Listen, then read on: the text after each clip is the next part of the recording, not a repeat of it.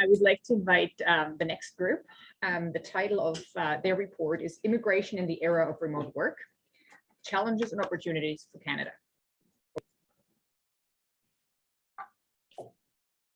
Thank you, Anna. The future of work has arrived. More than half of Canadian workers say they want the option to work remotely. Companies are shifting to fully remote or hybrid models, and remote workers are leaving cities for smaller communities. Welcome et bienvenue à notre présentation. Aujourd'hui, on va te parler à propos de l'immigration et du travail virtuel. Our team is a diverse group of individuals from across Canada, brought together by the Public Policy Forum for the Action Canada Fellowship. Commencez à la gauche dans la photographe, on a David Campbell de Owen Sound, Ontario, qui est un analyste pour le Forum des politiques publiques, Charnel Morgan, who is a public policy analyst for the federal government out of Ottawa, Sammy Khan, qui est un professeur d'ingénierie à l'Université Simon Fraser, Josh Renier, a Juris Indigenarum Doctor, candidate living in Victoria, Sandra Pelequin, la directeur de relations internationales pour la Banque du Développement du Canada, basée au Montréal, and Kate Menzies, myself, Chief of Staff for a federal hospital in Northern Manitoba. I am personally very grateful for the trends towards remote work, as it means I'm able to participate with you all while managing a newborn in Manitoba. We will discuss the intersection between immigration and remote work as it affects newcomers themselves through three different perspectives. The first of federal immigration policy, the second of provinces, territories, and municipalities, and the third being employers. Avant de commencer, on va dire un grand merci à notre mentor Zenu Bergi, qui a travaillé avec nous pour les 10 derniers mois. The year is 2040. The Canada of our dreams is flourishing and thriving. The Canada of our dreams is acing all UN Sustainable Development Goals and global indicators. While truth and reality is that Canada owes this rich prosperity to our diversity.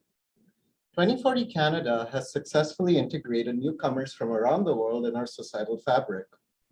2040 Canada has attracted global talent to live and work here. 2040 Canada has capitalized on the remote work phenomena that took off in a global pandemic some 20 odd years ago. This could be Canada in 2040, but we're not there yet. Thank you, Sammy, for laying out what Canada could look like in 2040. But at present, the Canadian immigration system and immigration policies are not set up well to capitalize on the shift to remote work.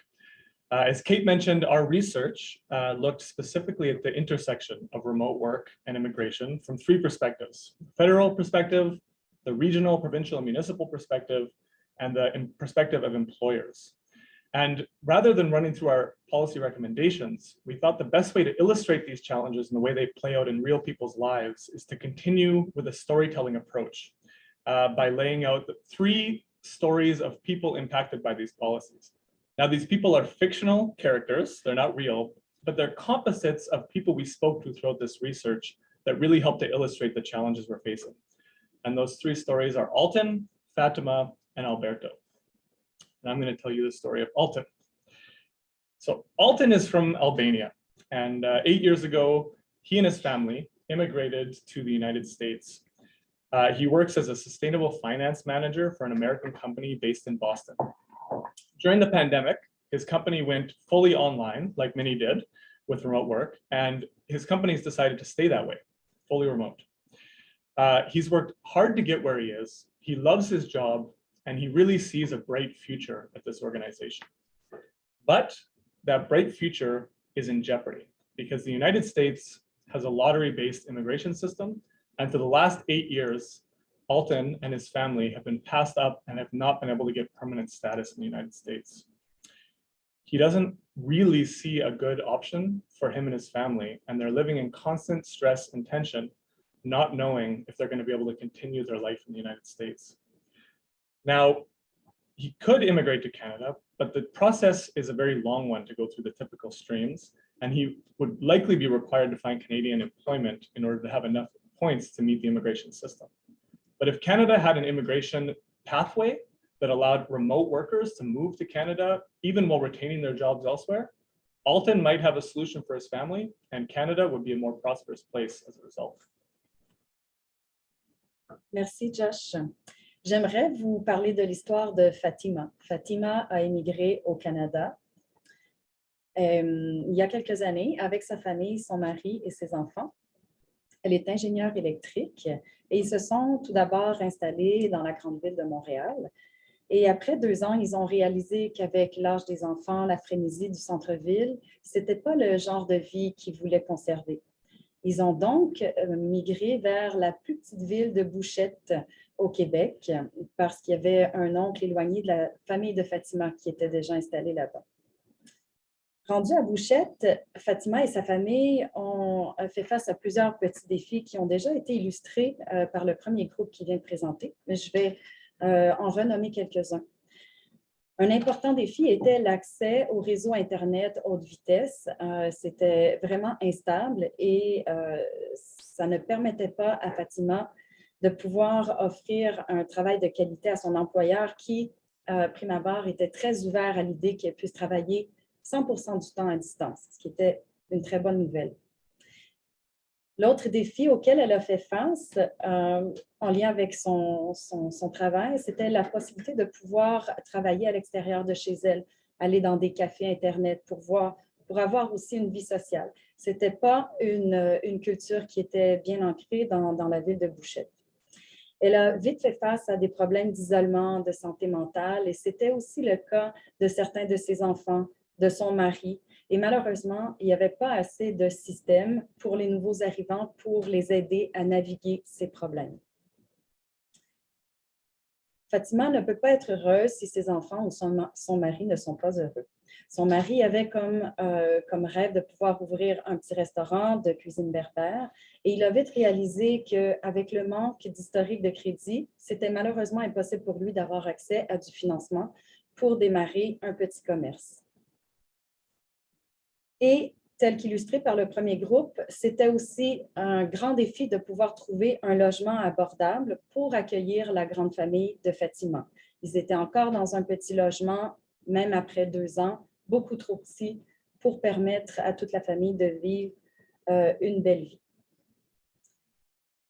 Malheureusement, ils sont présentement en train de penser à quelles seraient les possibilités et malgré le fait qu'il y ait une des possibilités qui soit de rester au Québec, dans une autre ville que celle de Bouchette, il y a aussi la possibilité de pouvoir retourner au Maroc ou bien d'explorer la possibilité d'aller vivre aux États-Unis.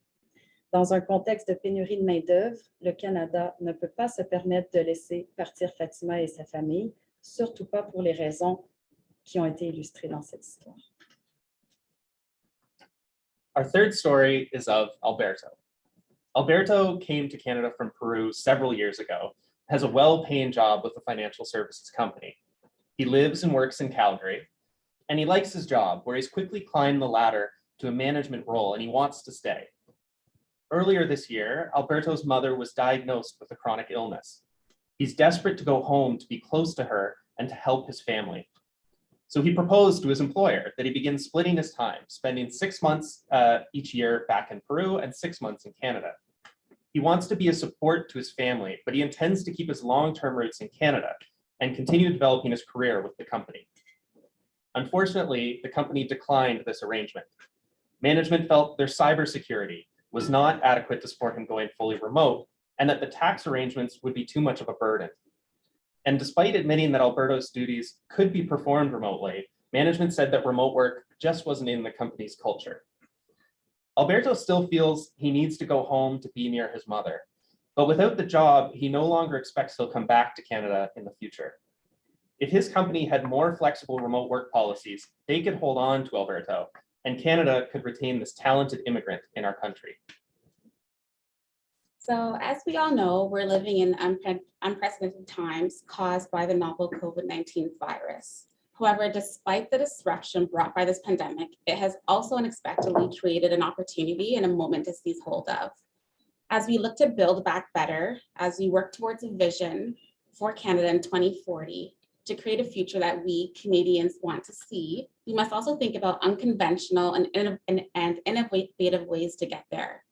And our research topic did just that, an attempt to bridge the gap between immigration and the increase of remote work. The rapid rise of remote work creates important changes for Canada's immigration strategy. And yet to date, these two important topics have been mostly understudied. If used correctly, it could be a powerful tool, especially in a world where the war on talent is increasing. As we've seen with Alton, Fatima, and Alberto's stories, current policies hinder the potential of remote work, but this does not have to be the case. If we explored new expedited work visa pathways for immigrants in sectors that are well suited for virtual work, we would be able to attract talented individuals like Alton. In Fatima's case, if holistic strategies existed for preparing communities for remote work, including considerations for digital infrastructure, physical infrastructure, and settlement supports, there would be a strong chance that she and others in her situation would be able to stay. And finally, with government-led guidelines and best practices to support businesses considering adopting remote work arrangements, Alberto would have the opportunity to continue helping Canadian businesses scale and grow while still being able to help out his family back home.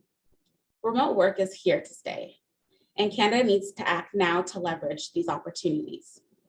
On a hâte d'échanger avec vous. Joignez-vous à nous dans un instant. We look forward to seeing you in our breakout session. This topic is understudied, and we've also mentioned in our report that there's lots of areas that we're looking to explore. And so we're interested to hear your opinions and feedback and looking for that discussion. Thank you.